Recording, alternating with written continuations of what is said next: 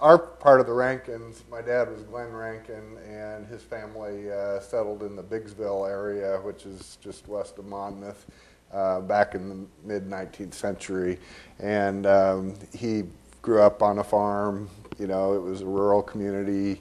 Had a family with 2 sisters, and then the war came. He went to Monmouth College and was an athlete. He was a student body president and all that sort of thing. But after the war, he went to Notre Dame for naval officer training and shipped off to the Pacific. So following the war, he, I believe, had some Navy classmates that talked him into becoming a special agent for the FBI. So he did that. He was in New York, did a lot of the different things like trailing various people, like I believe Leo Durocher was one of them. During the Red Scare, they thought he was a communist.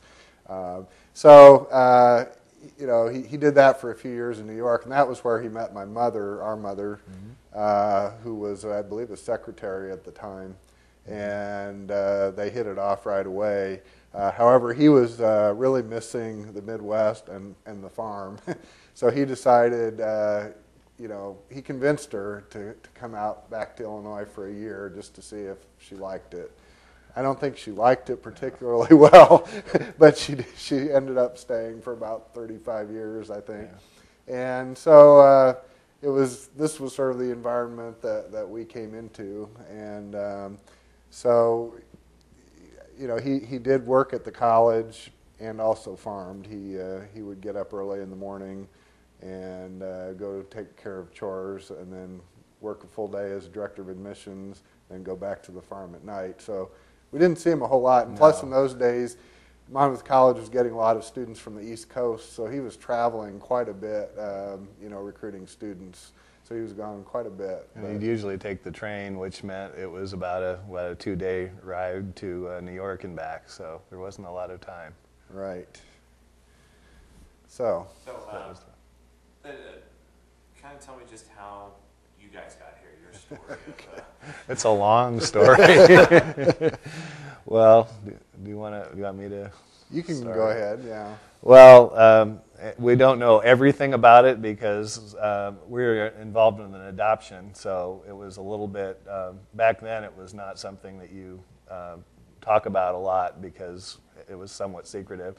But our mother had several attempts to have children and had one stillborn and other miscarriages. One that died at a young age. Oh yeah, too. a young age. Yeah. And so they were finally able to get an adoption, and we were, well, twins, and it was unusual, but they adopted us both at the same time and brought us home from Peoria, where we were born, and so that's how we came to be here. We actually arrived on August 2nd, which was our adoptive mother's birthday, so it was kind of a neat birthday present for her. And so we were, you know, raised in Monmouth, sort of Monmouth College brats, like most a lot of kids in the neighborhood, because we were about a block away from the college, and you know, so that kind of the college just sort of everything revolved around it. You know, all the concerts and lectures and the faculty. You know, our mother, you know, she was a stay-at-home mom, but they entertained constantly. They always had these dinner parties with faculty and visiting guests and that sort of thing. So I mean, it was the growing up home was really, you know, it was kind of a constant place of activity and guests and that sort of thing. So it was kind of a neat way to grow up. Are there any other family anecdotes or stories that? I wonder if we should talk about the Jameson side at all. Would that? Well, we could, and I'm not sure I know as much. Yeah. Do you know very much? No, I mean, I'm afraid I don't either. But I mean, I do know that my dad's mother was a Jamison, and they came from Indiana in the 1830s and founded South Henderson Church, which was sort of the precursor to Monmouth College. They settled down there in the Biggsville area, Gladstone, and that church was built in the 1830s. I think the original church was, and so I think it was probably her great grandfather was William Jamison. He was sort of the leader of this this congregation that built this church, and then it was, well, I guess it would have been about 1850 when they started talking about merging with the Cedar Creek Church, which was north of Monmouth, and forming an academy, which became Monmouth College. So our family, through the years, kind of had a lot of ties, really on both sides of our parents to the college, one way or another, and still continues to be so. I mean, Right. My wife works here. Our daughter graduated from here. Of course, Doug graduated from here. I didn't, and so it's really closely tied. Okay, I mean, unless you guys have anything else or anything else you can think of. I was just trying to think. I mean, I could talk just briefly, maybe about like my interest in local history and how and Sounds good. yeah.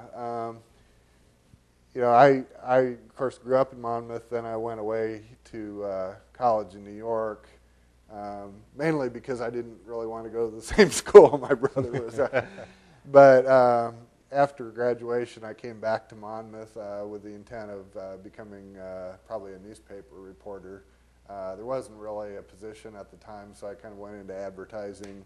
And from that, I went into working at a bank doing marketing, and then I went to Carl Sandburg College, where I did sort of marketing, and then eventually to Monmouth College, where I've been for the past 16 years doing that same sort of thing. But